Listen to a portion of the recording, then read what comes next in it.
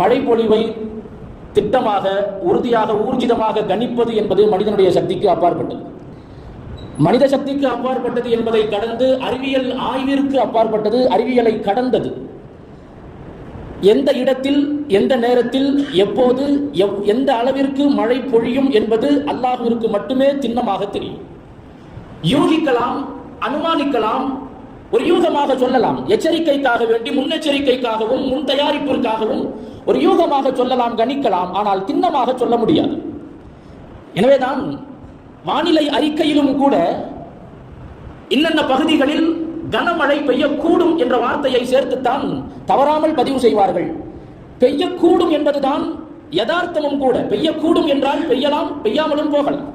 மழை பொழிவு இருக்கலாம், இல்லாமலும் போகலாம் என்ற தகவலைத்தான் அந்த மழை பொழியக்கூடும் என்ற வார்த்தையை சேர்த்து சொல்கிறார்கள்.